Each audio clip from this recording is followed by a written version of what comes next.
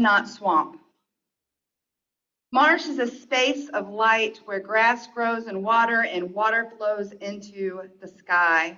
Slow-moving creeks wander, carrying the orb of the sun with them to the sea, and long-legged birds lift with unexpected grace, as though not built to fly, against the roar of 1,000 snow geese.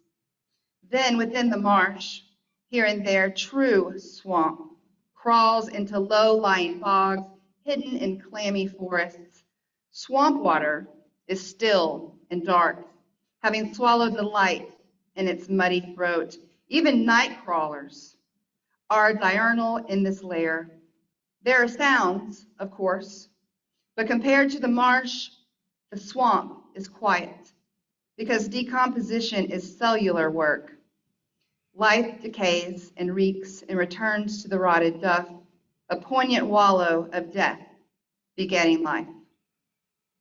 So these are the opening words, the prologue of Where the Crawdads Sing by Delia Owens. Who has read Where the Crawdads Sing? So some of us, or seen the movie? So a good portion of us. So Carolina, the song that we just listened to, is from the movie adaptation of the book.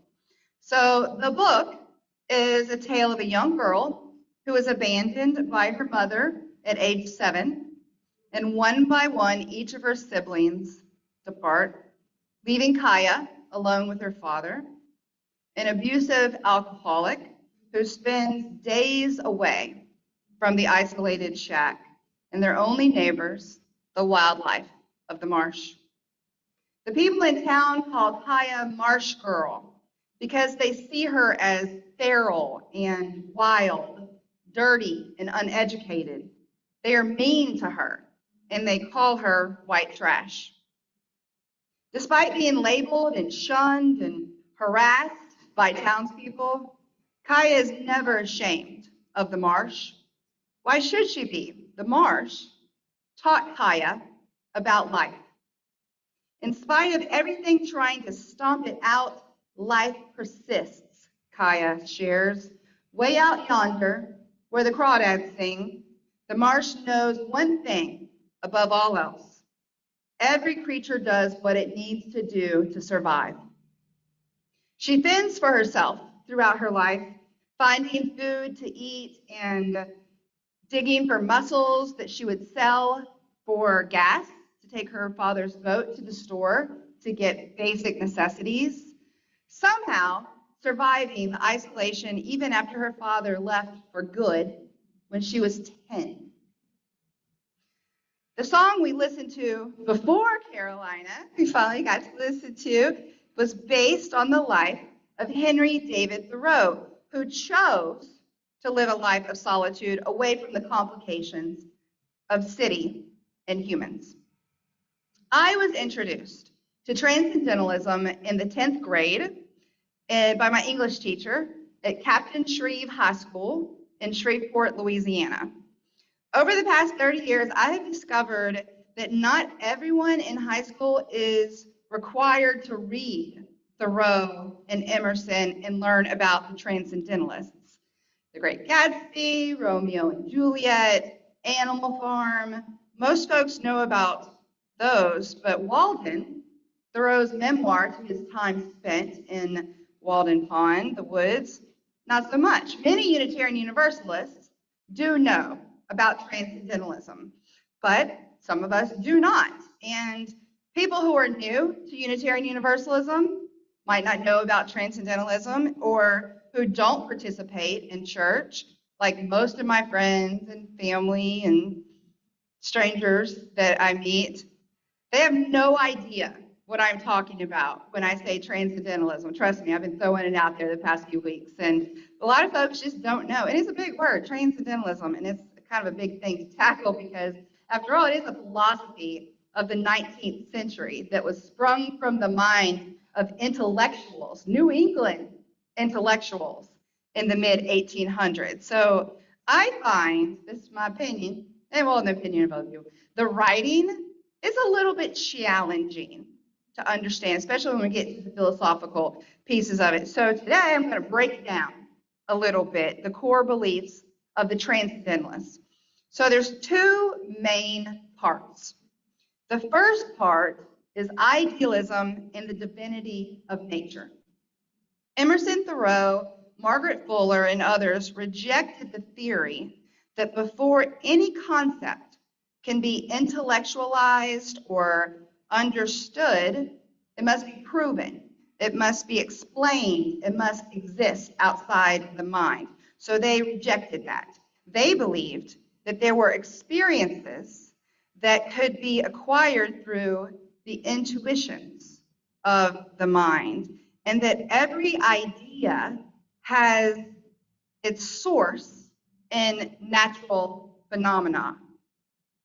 The attentive person can see those ideas in the symbols that are found in nature.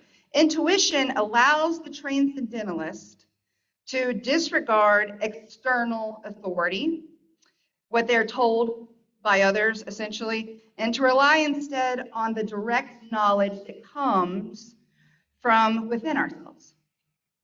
According to these preachers and writers, we can connect with divinity and understand those symbols simply by accepting our own intuitions about God and nature and experience.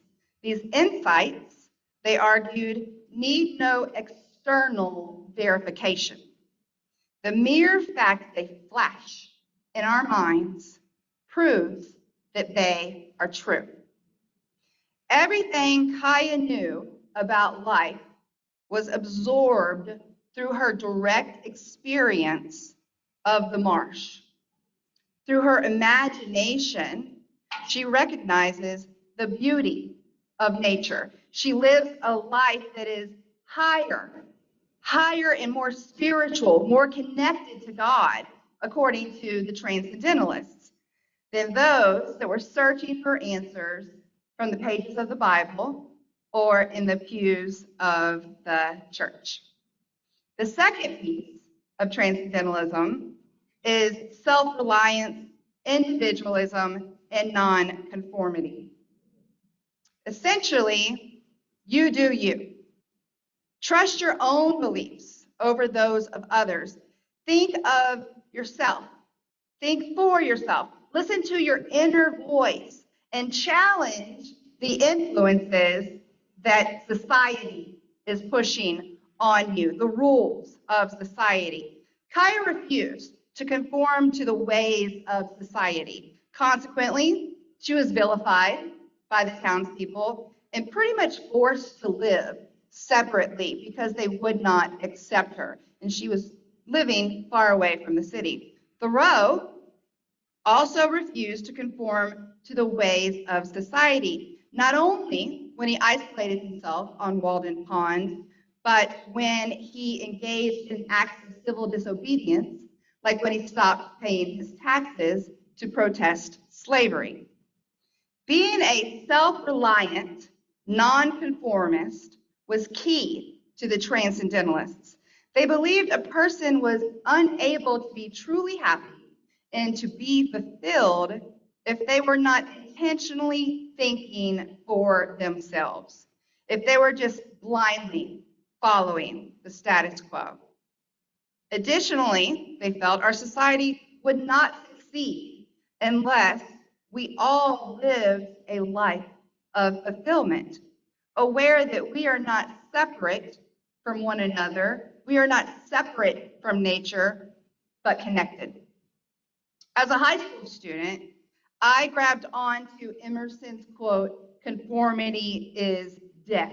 I actually found a notebook of mine. It was in a Trapper Keeper notebook. I forgot to bring it with me. But on the back of it, it's just a big quote, "Conformity is death." That was just became a part of my identity. And also this idea that God can be found in nature. When I attended my first Unitarian Universalist church, which I went to by myself as a teenager, I was raised Baptist. My parents were not going to be going with me to the church. I walked in and began crying as soon as I walked in, because this church is called All Souls in Shreveport, Louisiana. And you walk in, and the whole back wall is just windows. So like what we have here, essentially, except it was like from the floor to the ceiling windows. And behind the church was just woods. It was just this wooded area. I get chill bumps thinking about it, because it just felt like all of a sudden there wasn't a separateness between church and nature. It was one. It was united. It was not something that I had experienced in my very dark Baptist church with the stained glass windows that you couldn't really connect with nature. It was completely different. A couple of months ago, I went back home to Louisiana to spend time with my family on my brother's houseboat for the long 4th of July weekend. We were anchored near a small island, and it had some woods on it, and it was a beautiful lake. And we stayed there for several days, swimming, eating, listening to music, playing, exploring, and just being together. My time on the lake is what inspired me to craft today's worship service, because for those 4 days, I did not have any cell phone reception. No cell phone reception. No Wi-Fi. No internet for 4 days. No technology except for a CD player. And I'm not sure how many times we listened to Willie Nelson's greatest hits, but it was a lot. It was a lot, which is fine. I love Willie Nelson, not the point. The point is, for 4 blissful, glorious days, I was free. I was able to live in the present moment, surrounded by nature, and not distracted by or connected to the demands and busyness of life back on land. By the way, I'm returning there for Labor Day weekend. I can't wait to be away from my cell phone. So while I was there, one night, this is another cool thing, got to swim at night. One night, I swam by myself over to the island shore, and I sat on the bank of this island under this beautiful, the light of the moon, and I looked around me, and there were tiny frogs that were just jumping all around, and I squished the muddy bottom of the lake between my toes, and I noticed the occasional sting of mosquito on my skin, and I listened to the symphony of insects and wildlife that surrounded me in the thick southern air, and I was at peace. The quote on the sign at the end of the Walden video from earlier is one of Thoreau's most famous quotes. I went to the woods because I wished to live deliberately, to front only the essential facts of life and see if I could not learn what it had to teach, and not when I came to die, discover that I had not lived.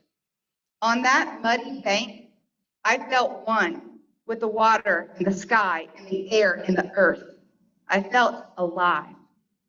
I am a Southerner. The South I experienced and learned about in history is made up of people with a deep connection to the natural world. My South is magnolia trees. My South is a tree that I would climb, a pecan tree that I would climb in my grandparents' backyard as my brother fished on the bayou with a cane pole and my mom picked purple hull peas from the garden. My South is being told not to put cypress moss in my hair to look like a witch because there's bugs in it, apparently. My South is hide and seek in cotton fields, catching crawfish in ditches, and listening to the sound of cicadas so loud that there really isn't any more space in your brain to hear anything else. And I think that 19th century Transcendentalism makes a lot of sense in my South, in Kaya's South, and what we know to be true, that there are lessons found in the natural world away from the messiness of humans. And as Thoreau said, living in each season as it passes, breathing the air, drinking the drink, tasting the fruit and resigning yourself to the influence of the earth. And where the crawdads sing, Kaya only attends school for one day. One day, and when she is 14, Tate, who was a friend of her brother's before her brother left, starts visiting her, and he teaches her how to read. But before Tate, it is the marsh that teaches her.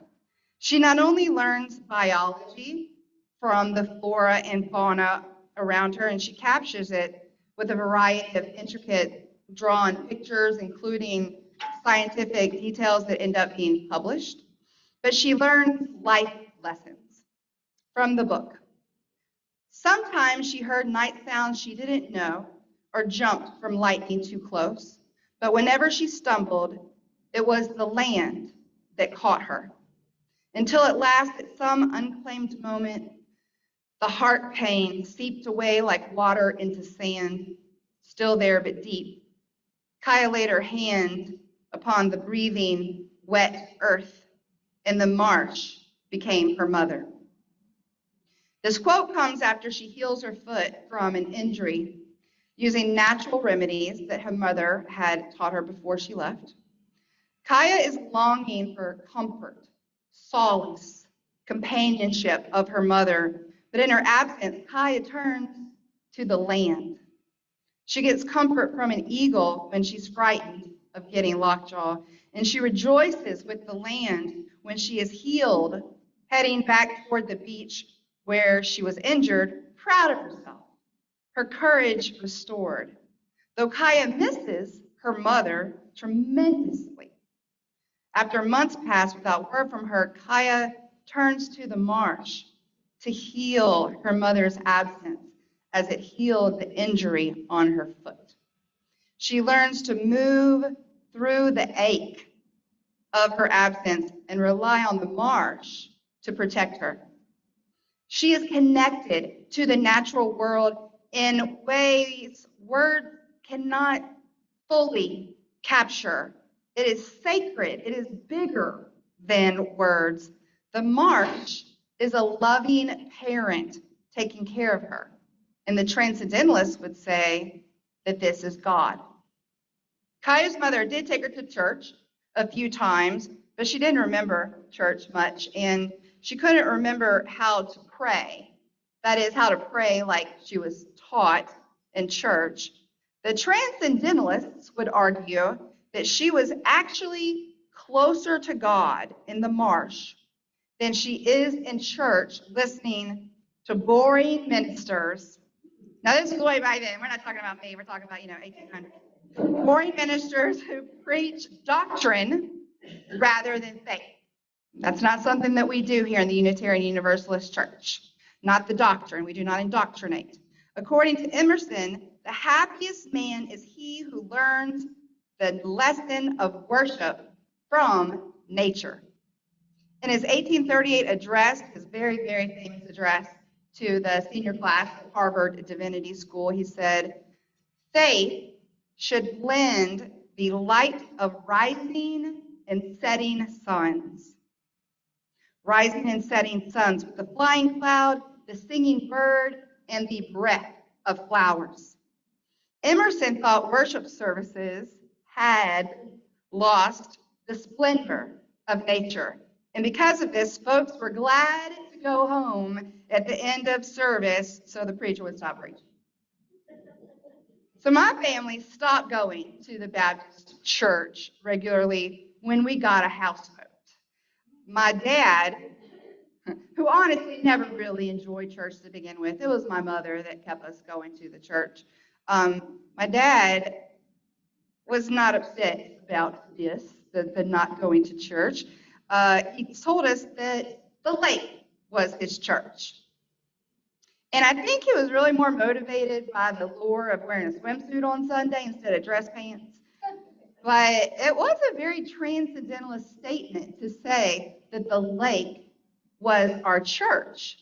And a philosophy I appreciated more so later in life as I reflected back on the time I spent as a child exploring the woods and the lakes and the bayous and the fields of Louisiana. But unlike Kaya, I was not left alone to do this by myself. Although one time I was exploring, I was not supposed to be, by myself. I was probably about 6 or 7, and I got my boots. I should have worn my boots today. I didn't wear them. I got my boots stuck in the mud, and I was unable to get out. And I had to yell and yell and yell until my father came, and he had to pull me out of my boots, which stayed in the mud. As a side note, I thought it was quicksand. I thought it was a goner for sure. Thanks, Hollywood, for that very irrational nightmare that we give children that there's quicksand everywhere. It wasn't until I was an adult that I truly learned the value of experiencing solitude in nature. Solitude in nature allows us to hear what our hearts beat for.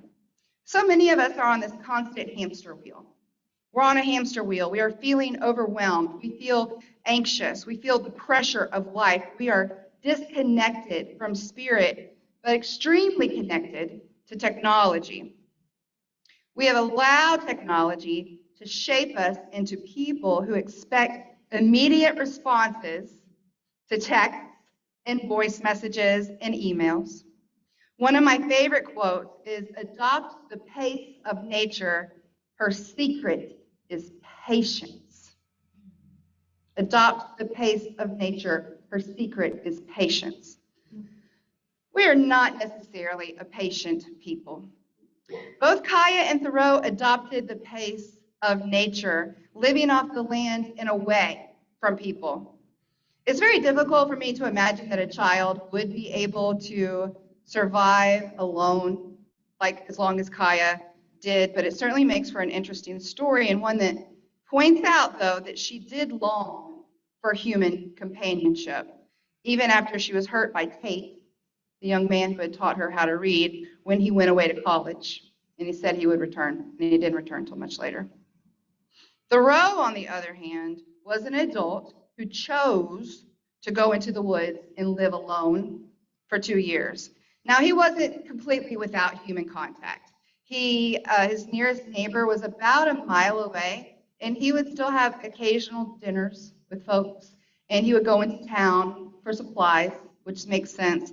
But on the most part, he was living in the middle of the woods by himself, living in solitude. My son asked me the other day if I would live alone with no human contact for a year for $500,000. I said, absolutely not. Absolutely not. I can't imagine doing that. And then he upped the ante. He's always asking me these questions. Well, what about $1 million? Would you live alone in the woods by yourself? No human contact. None. Nothing. Not even, I think he told me I couldn't even have music. For $1 million. I said, no, I couldn't do it. I don't know if I could do what Thoreau did, and I'm not proposing that we abandon each other and move into the woods, even when sometimes we might feel like we need to do that to get away from the of the real world. Solitude is actually supposed to be combined with community. So it's not just solitude. You need both of these things. And time spent in church combined with time spent in nature. Do not stop coming to church, please. Do not stop coming to church and just say church is in nature. You need both of these things. And Walden was an experiment. It was an experiment. Thoreau's time away from the city gave him wisdom that we can learn from, specifically the importance of listening to our inner voice and taking time for introspection, self-reflection. Solitude is not loneliness. I'm sure we can all relate to the idea. Have you ever been surrounded by a lot of people, but you still felt very, very alone, very lonely? It's not the same thing. And isolation doesn't necessarily mean solitude either, as we learned during the quarantine that we all went through together. I was in my apartment alone for for a good while because I was working at the hospital, so I didn't want, and it's the beginning of the pandemic, didn't want my children, I didn't know. So they were with their dad, so I was in the apartment by myself, but I was on social media. I was talking on Zoom a lot. I was on Zoom preaching a lot. I watched television. I listened to music. I read. So I wasn't experiencing solitude. To experience solitude, it's really sitting quietly with just your mind. And Thoreau would say that all those things would really prohibit us from that true self-discovery. Kaya lives in complete isolation, experiencing solitude almost every day. Her connection to the divinity of nature and her mindfulness grant her a deep awareness of self. In my South, there too exist these opportunities to connect, to be still, and to realize that we are not apart from nature, but as our seventh principle reminds us, we are a part of nature. We are a part of that interdependent web, and that web is sacred. Spiritual teacher Eckhart Tolle sounds very transcendentalist at times, and especially when he says this: only when we are still inside do we have access to the realm of stillness that rocks and plants and animals inhabit. Only when our noisy minds subside can we connect with nature at a deep, deep level and go beyond the sense of separation created by excessive thinking. Nature can bring you stillness, and that is nature's gift to us. May it be so. And now we're going to sing our closing hymn.